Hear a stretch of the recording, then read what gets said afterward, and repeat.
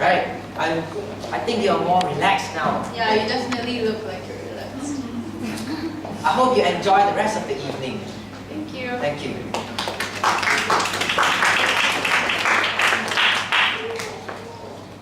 Okay, so now I have the pleasure of introducing, I think I know this person longer than any other speaker, for over 14 years. So, you may know her, but there's something that you may not know, what I did to her. When we were younger, and when she was a baby, I used to feed her meals every time. Aww. Anyway, during these 2 consecutive years in YSG, I had the opportunity to pair up with her to do dual interpretation and dual cultural storytelling. And I'm so grateful for this opportunity to further bond with her in the YSG. She is very passionate about connecting with new people, and when she comes home, I can always see the sparkle in her eyes when she tells us about the new friends that she has met. Anyways, I'm so excited and I'm so blessed to be officially inducted into the ICC Guild with my sister and I. And please join me in welcoming my one and only sister, Miss To Jin Ling.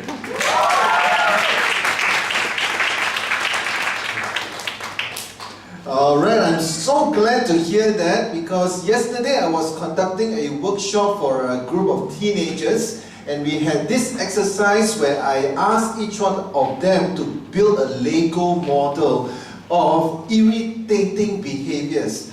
Build me a model of how irritating behaviors look like, and a lot of them say, my brother-in-law, my sister-in-law.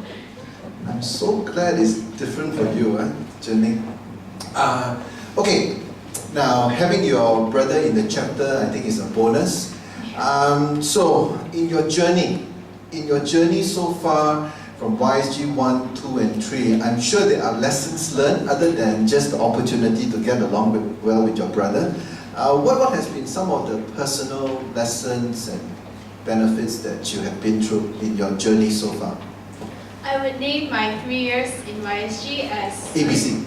Journey of Growth. Or Journey of Growth. G-R-O-W-T-H. Wow, G-R-O-W-T-H. Okay, okay. I really grew in the G, groundings, in the Grounding. biblical worldview and our ICC formula, P Okay. plus R cube equals C cube. Okay. And for R, I really grew in receiving feedback to be more mature, how to write my speech and have more substance in what I say.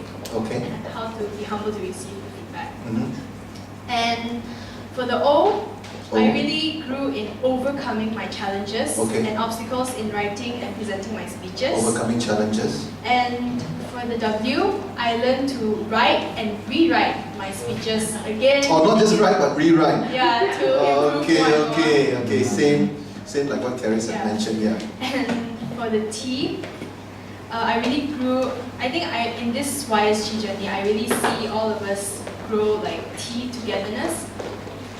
We really have a bond, like really go together. Going together. Yeah, just really Being stronger together. Yeah, okay, together. okay, yeah. And most importantly, I learned to be humbled by God, to be totally dependent upon Him, and to be grateful for what He gave me. Wow. That sounds like the journey of a lifetime. And how young are you? 14. 14! Wow, 14-year-olds got G-R-O-W-T-H already. That is fantastic. It's called accelerated growth. Okay, so talking about growth, this is one part of the formula, P cubed. So we covered P cubed already. Now is R cubed. So the first R is rate. Now that's quite interesting. Rate, does it mean like, Britain's Got Talent where people sit at a table and press the buzzer and rate you? What sort of a rate is this when it comes to preparing your speeches? It's the feedback and the evaluation that we get after we present our speeches. Okay. And it really helps us to improve our speeches better and better, and be humble to accept the feedback. Is the feedback always good?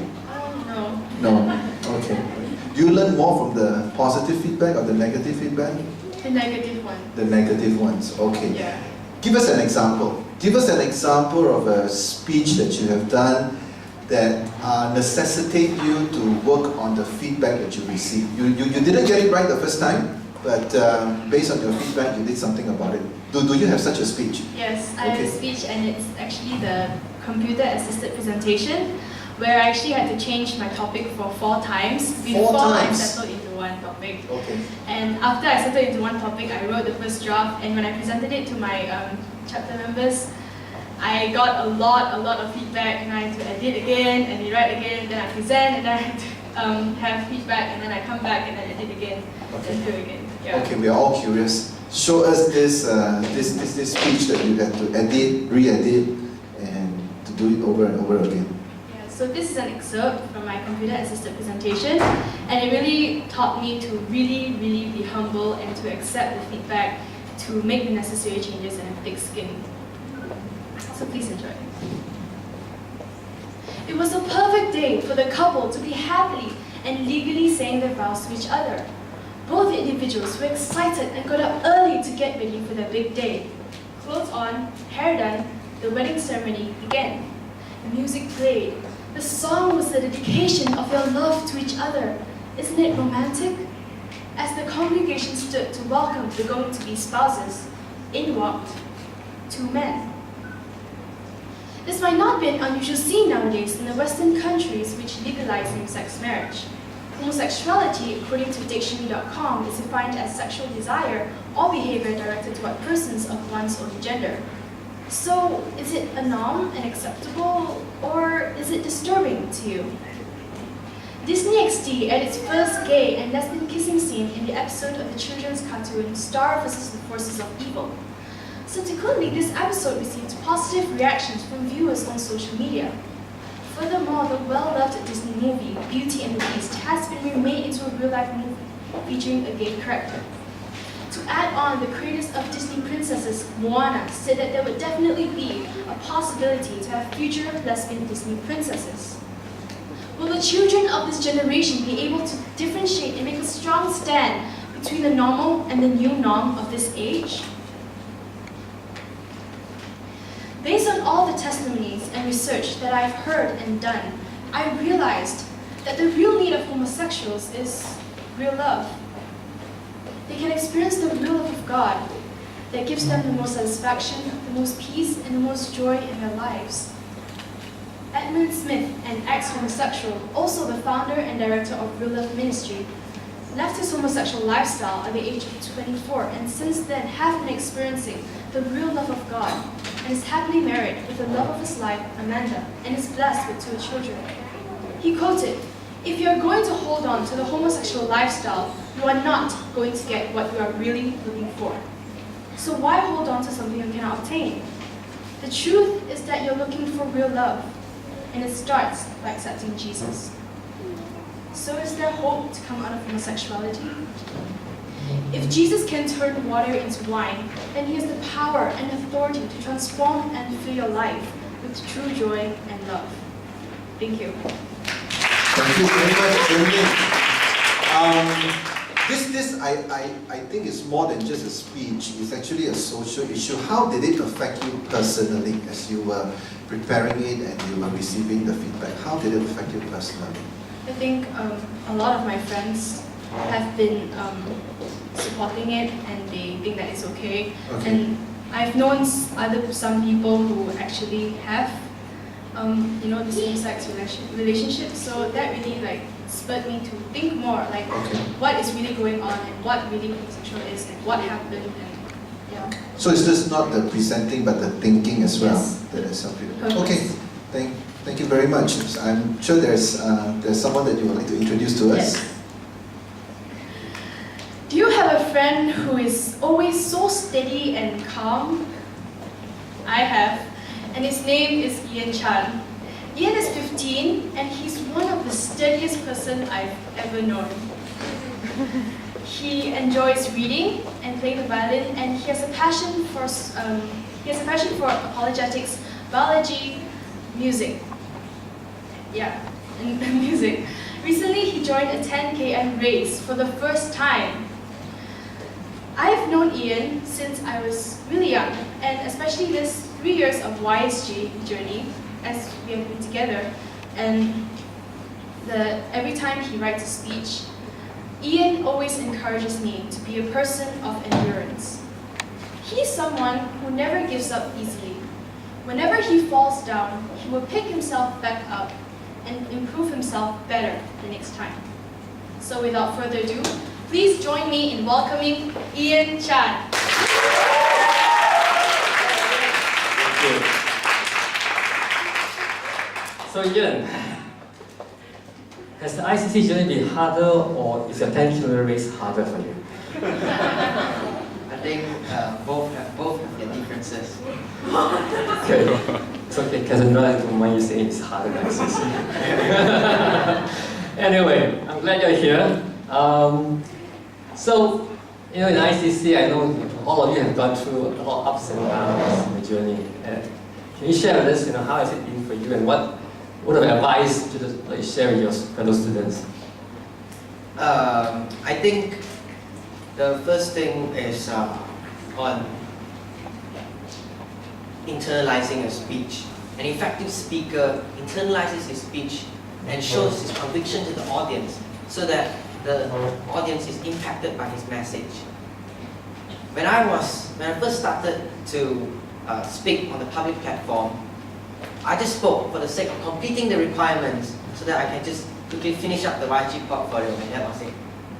Then after that, I realized that I should speak with conviction that the audience will be impacted by the message and they will learn from it and not just see me as a speaker and speaking there without any conviction, speaking for the sake of speaking. Next is incorporating feedback, which is a very important factor in preparing a great speech. It helps me to stay humble and to learn from it. I know that incorporating feedback has never been easy. Sometimes you get good ones, sometimes you get bad ones or difficult ones. So tell us, how have you used that to your advantage? How has it helped you in your journey? When I prepared my computer-aided presentation, I first started with a very general topic on genetic engineering. It was a very broad topic, and before that, I thought the speech was very good. Then I realized from the feedback I received from the coaches and from my parents that I needed to work more on that speech, to improve on it. Then I realized that feedback helped a lot to improve my speeches. At first I was stubborn. I did not want to receive the feedback, but I realized that the feedback is very important. And different people think differently. And from different perspectives, they're able to give me good feedback that helped me to prepare a good presentation. Thank you, Ian. I must say that receiving feedback in the chapter that we have is never an easy task, because sometimes you get feedback that lasts longer than your speech. And the student has been very diligent taking down notes of all the feedback and trying very hard to improve it by incorporating some of this feedback. So I salute all the speakers. Now we look at the next alphabet, second R, which is on respond. Ian, would you like to share with us a bit more on this responding? This fifth step, respond, in other words, it's like thanking others.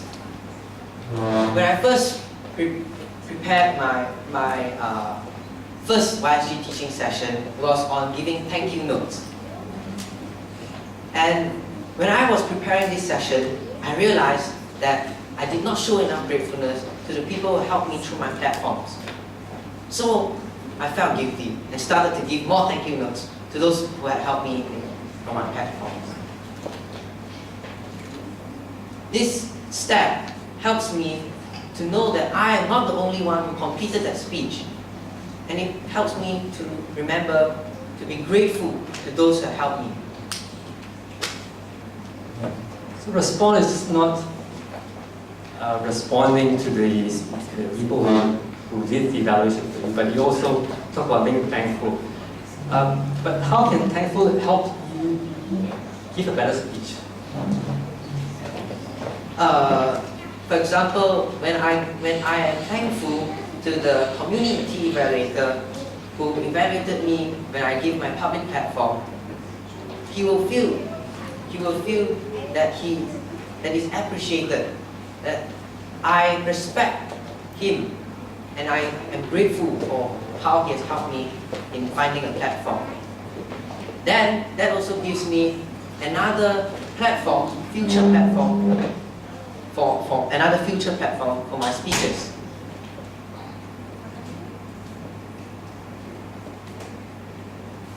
Is it? Yeah. Okay. Sorry. So would you like to share with us an excerpt of your speech with the audience today? So this is a speech excerpt of my personal testimony, which has a theme of gratefulness. I am grateful to have an almighty God who loves and takes great care of me. I realized that I was blinded by my ungratefulness, that I should accept my life and continue my life with joyfulness. Inward happiness is a byproduct of responding to life through God's perspective. It is not determined by my circumstances, but by how I respond to them. God desires to change me into a grateful and contented person, and to teach me to stop complaining. The love of complaints is an indication of self-rejection and ungratefulness. I should be thankful for what I have and not complain about what I do not have. I should be grateful for God's divine intervention in prolonging my eyesight. At the age of 3 months, when I was first diagnosed, the ophthalmologist told my parents that I'll be near blind and a slow learner. However, God has done something wonderful that I should be grateful about. God has taught me to trust in Him and to help me to recognize His love for me. He has helped me to overcome my fear of self-rejection and fear by accepting who I am. When I am set free from fear and bitterness, I find joy. Although I still pray for healing, I'm ready to face total blindness if it's God's will. For I know that Christ's light will shine within me, even I will to live in total darkness. His plans for everyone's life will always be good. He works in ways I do not understand. I trust that God, my Creator, holds my future in His hands. I am His masterpiece. Thank you.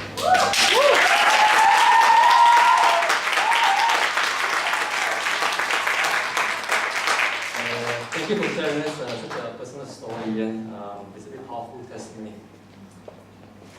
Michael, would you like to share introduce the next speaker? The next and last, the final speaker for this formula is Raynon. He has been a close friend of mine for a long time, and we share many common similarities and many interests. Sometimes we are even mixed up by people.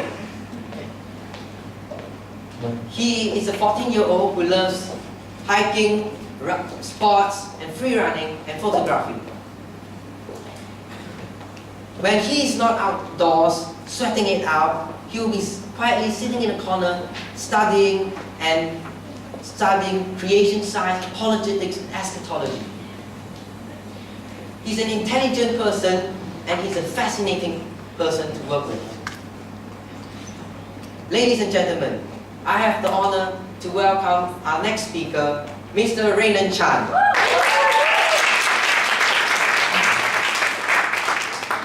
All Alright, thank you very much. Please turn to your neighbor and say you are God's masterpiece. The final R in the formula of P cubed plus R cubed equals C cubed is Renan.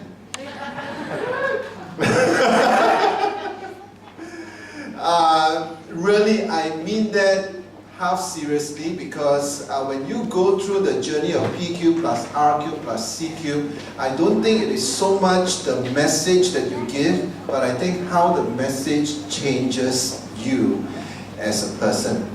So, Reina, I'm going to get straight to it and cut the chase. What's in it for you? Why is it you still come to ICC, even you have to do the rewrites and the preparations and the feedback and so on? How has it benefited you? What was it in it for you? Well, I think that in spite of all the difficulties and challenges, the YSG journey has benefited me greatly. Not only has it improved my confidence as a speaker, it has also helped me to improve my writing skills and ability to express myself. But I would say the most important thing that I've learned is how to share and articulate my faith in a winsome and persuasive manner, using the principles of apologetics as outlined, as used by the apostles Peter and Paul. Okay, that's interesting. Now, this part of the formula looks very boring, record. You know, it's like writing things down and documenting it. To me, it's very boring. What actually is recording? How does recording come in the part of the whole ICC journey? What is recording? Well, most people think that once you present your speech, you're done. Actually, there are still several things you still need to do after presenting a speech. Once we have evaluated ourselves and responded accordingly, we need to take the time to sit down and record all our thoughts and our experiences in the portfolio. Not only does doing this enable you to track your progress as a speaker more easily, it may also serve as a source of encouragement to other people. Oh, you mean you let the younger speakers read your portfolio as well? Yeah. Oh, okay, so you're recording for posterity. And how old are you? 14. 14, okay. Alright, that's a lot of posterity to come. Yeah, so, alright. I'm really looking forward to this. How did recording help you in one of your speeches? How did the discipline of recording and documenting help you to improve one of your speeches? Would you like to give us an example? Well, I don't think it's helped me in any specific speech, but rather all my speeches. Oh. When I just started in the YSG journey, whenever I did research, I never kept a record of all the articles I read. And you know how vast the internet is. Yes. When I came back later to look for the articles, to create a citation page, it took me a long time and a lot of work. Eventually, I learned from it, and whenever I do my research, I always keep a document open with all the links to the articles I read. So now, I don't have to hunt around the internet anymore. Wow, that's a practical benefit of recording. Show me the speech. The excerpt of the speech that you did after doing all the recording and research. Well, this speech is a persuasive speech I did on abortion. Abortion? Yeah. Okay. It has a lot of facts. It's a very difficult topic. It was really challenging for me, and I had to constantly read and reread all these articles. So it really helped to have all the articles handy for me to refer to. Yeah, and some more coming from a guy. Yes, exactly. Let me now describe just two of the many abortion procedures used: suction dilation and curettage, or suction D&C, and dilation and evacuation, or D&E. In suction D&C, the fetus is rapidly torn apart by a suction catheter with a force 10 to 20 times stronger than your household vacuum cleaner. A D&E is used for late-term abortions. At this point, the fetus is about as large as a man's fist and cannot fit through the catheter. Instead, the abortionist utilizes a large grasping clamp grabs the baby's limbs and tears them from the body. The head, being too large to fit through the cervix, is crushed and pulled out piece by piece. As Dr. Anthony Levatino, an ex-abortionist, said, a DNA is pulling out pieces of unborn children. Does the description of this gruesome procedure sicken you?